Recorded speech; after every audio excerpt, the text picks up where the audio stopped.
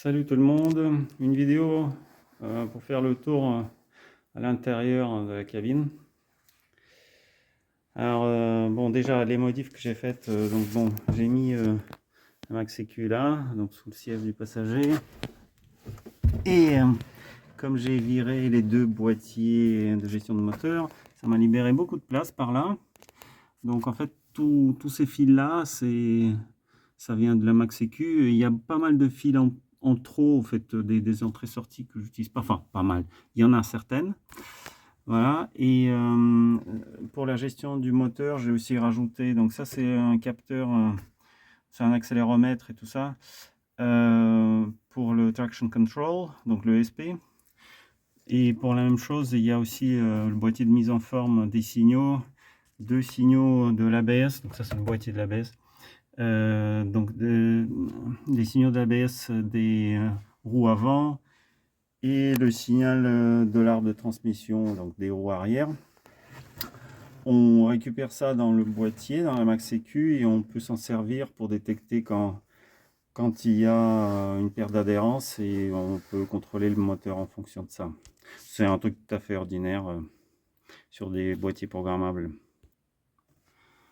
Le boîtier des deux sondes lambda, c'est un kit donc avec un écran, un afficheur, plus la max sécu que j'ai. La Race, elle ne gère pas deux sondes de lambda mais qu'une seule, et moi je voulais en avoir deux puisqu'il y a deux bancs dans le moteur. Alors maintenant l'électricité, la vraie électricité Maserati.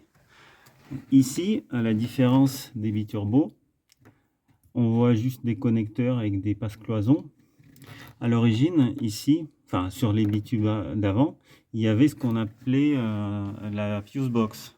En fait, c'est un boîtier avec une douzaine de fusibles, plus 3 relais, plus un pont de diode. Un boîtier qui cause beaucoup de problèmes. Donc on peut acheter aujourd'hui la Biturbox. C'est un plug and play à la place de la fuse box. Ça vaut assez cher. Mais malheureusement, enfin moi je suis pas tellement fanat parce que ça ne résout pas tous les problèmes. Ça résout pas les problèmes principaux de la fuse box, qui était le fait qu'il n'y avait pas assez de relais et pas assez de fusibles pour le circuit. Et donc en fait il y avait trop de puissance qui passait par chaque composant, et c'est pour ça que par exemple le relais principal, hein, de la fuse box, il chauffe tellement qu'il dessoude ses supports. Et en fait après il n'y a plus d'électricité dans la voiture, tout simplement parce que les contacts se sont dessoudés. Il aurait fallu remplacer, en fait, améliorer cette fuse box en faisant une biturbox. Mais bon, évidemment, je comprends que c'est beaucoup plus compliqué, etc. Par contre, c'est ce qu'a fait Maserati à partir des Ghibli, en principe, je pense, même sur la première Ghibli. C'est-à-dire que là, on voit qu'il y a deux boîtiers, il y a deux boîtes à fusibles et relais, donc celle-là et celle qui est de l'autre côté, posée par terre. Tout ça, ça vient en plus des relais donc, qui étaient déjà et qui sont toujours sous le capot. Mais il y a eu quand même des loupés. Par exemple, le fil bleu qu'on voit ici, c'est parce que je double le fil qui alimente le bloc de chauffage. En fait, le fusible est par là, donc le fil est par comme ça, le fil d'origine. Mais il est trop fin. Et franchement, pour le courant que ça consomme, c'est vraiment pas génial. Donc moi, je le double avec un gros câble, enfin avec un gros fil. J'ai aussi ajouté des fusibles, je crois un relais, je sais plus. Enfin bon, il y a des trucs qui n'étaient pas complètement finis. Bon, comme c'est souvent chez Maserati, mais c'était quand même déjà mieux que dans les biturbos. Et de toute façon, je dois dire que l'électricité en soi, le faisceau, il est quand même très propre. Il était déjà pas mal dans les bitubes d'avant, les Ghibli, mais alors sur les Ghibli QP, c'est encore mieux. Un des problèmes de l'électricité, sont les connecteurs du bloc des compteurs. En fait, ces connecteurs-là, ils sont intégrés, en fait, ils se pluguent dans le circuit flexible. dans les pistes de ce circuit. À chaque fois qu'on les débranche, en fait, on casse de plus en plus les pistes et ça finit par ne plus marcher. Ou alors, des fois, ça se grippe. Enfin bon, c'est pas terrible. Moi, ce que je fais, c'est que je coupe les fils, le faisceau côté voiture et puis j'insère des connecteurs modernes AliExpress à 5 €, je crois. Et du coup, je touche plus cela. Je déconnecte cela. Bloc de chauffage. C'est le bloc de chauffage qui est resté le même à partir du moment où, sur les injections, en gros, ils ont mis un boîtier électronique de gestion de la ventilation et la clim. Donc ce bloc est resté le même jusqu'aux dernières QP. Avec tout, même le faisceau électrique est resté le même. Avec donc tous les problèmes que ce bloc présente. Et les problèmes sont nombreux. Le premier problème, ce sont les conduits d'air. Et il y a des vannes, il y a comme des portes qui sont commandées là par ces poumons, par celui-là, et de l'autre côté, il y a un autre poumon pareil. Vous voyez là, c'est un clou que j'ai mis parce qu'en fait, cette patte, elle est en plastique normalement, et en fait, elle est toujours cassée. Donc, ce qui fait que après, les vannes de ce côté, enfin sur les côtés, ne marchent plus. Le plus gros problème de ce bloc de chauffage, c'est qu'il n'y a pas de filtre à l'entrée d'air. Par là, en fait, l'air rentre par là, donc là, c'est un cache qui se dévisse. En fait, c'est juste un trou. Moi, j'installe une grille métallique. Sinon, toute la crasse, enfin les feuilles mortes, etc., ça rentre dans le bloc et ça bouche l'échangeur, les échangeurs, et puis ça fait gripper aussi le moteur. Donc je vous conseille, si jamais vous avez l'occasion de tomber le tableau de bord, ce n'est pas très compliqué, mais c'est pas non plus très fun. Si jamais ça vous arrive, enlevez ce bloc, ouvrez-le, il s'ouvre, il y a des vis et il y a du joint. Nettoyez tout, occupez-vous du moteur, parce que le moteur est en général au moins grippé, enfin il grince, il tourne pas vite, ou alors il est complètement bloqué. Des fois il faut le remplacer, mais souvent il faut juste nettoyer, le graisser et il marchera.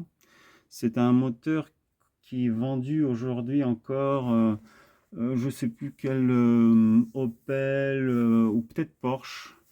Ces moteurs existent avec différentes longueurs des axes, mais bon, enfin, moi j'ai toujours réussi à récupérer le moteur d'origine. On peut acheter ces moteurs, les autres, là, il y a des versions pas chères, et juste pour récupérer les charbons. Voilà. Sinon, donc après vous réassemblez tout.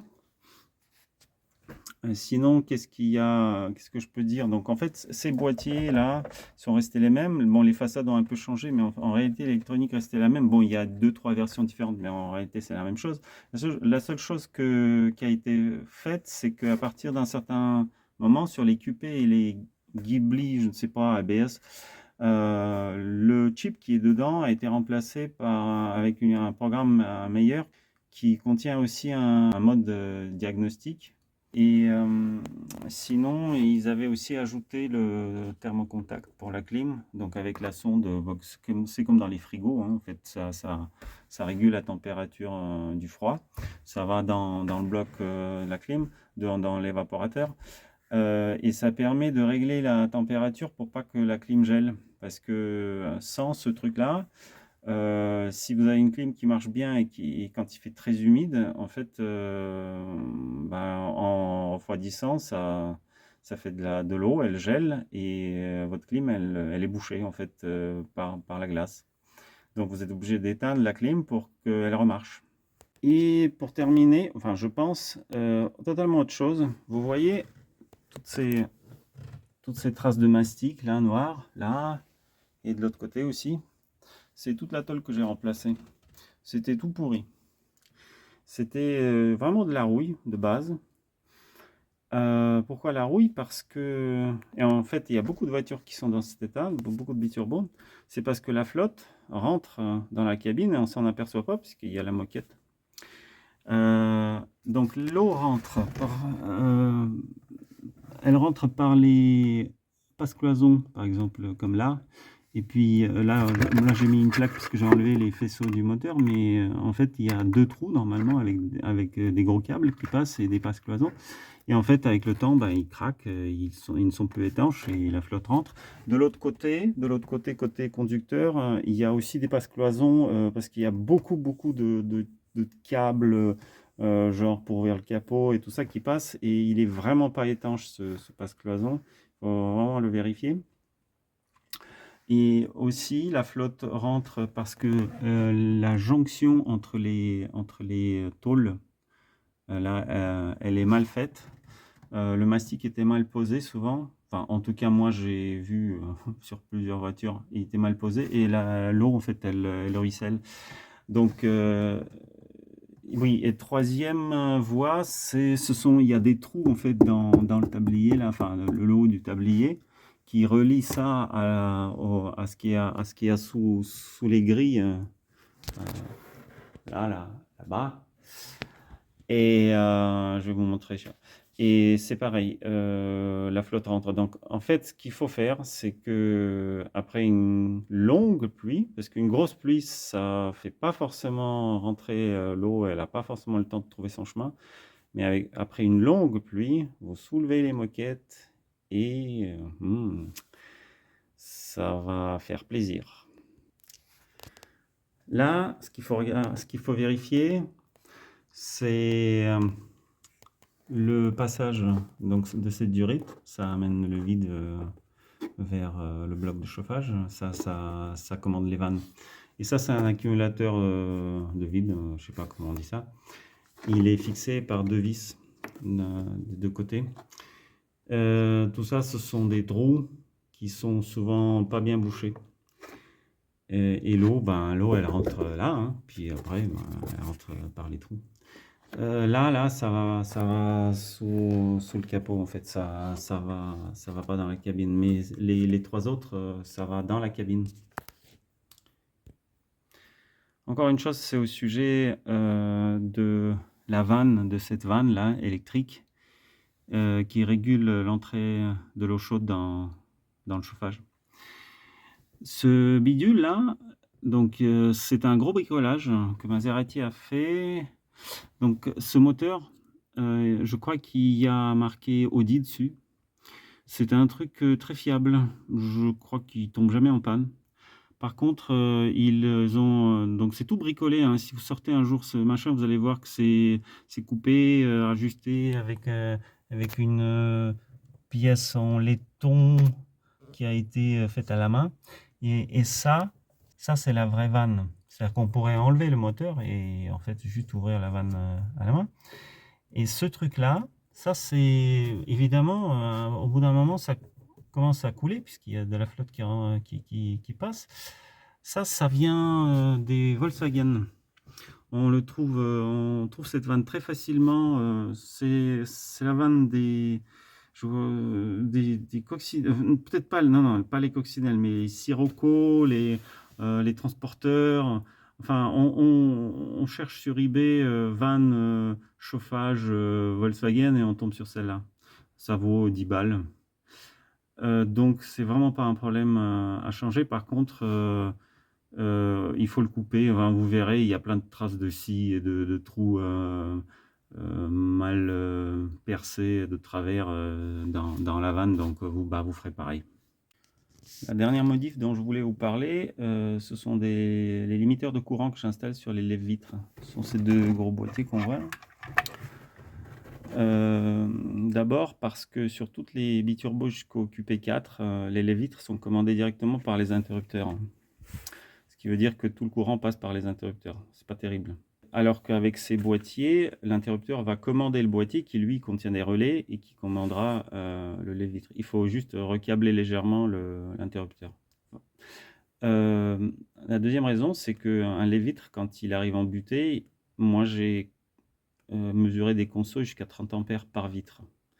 Donc vous avez 2 vitres qui arrivent en butée, c'est 60 ampères. il n'y a aucune chance que l'alternateur arrive à fournir 60 ampères au ralenti, même sur les QP4 et les Ghibli. Donc ça veut dire que l'électricité va s'écrouler jusqu'à la tension de la batterie. Donc le régime va être perturbé, les phares vont baisser, les essuie-glaces vont ralentir, c'est pas génial. Donc ces boîtiers là que j'ai réussi à trouver, ils sont réglables jusqu'à 30 ampères. C'est des boîtiers AliExpress. Et moi je les règle à 15. J'ai fait des tests, ça semble être suffisant. Sur la 222, j'avais pas trouvé ces boîtiers, ceux que j'ai installés, ils limitaient jusqu'à 10, et 10 c'est pas suffisant, clairement. Merci d'avoir regardé cette vidéo, et à la prochaine.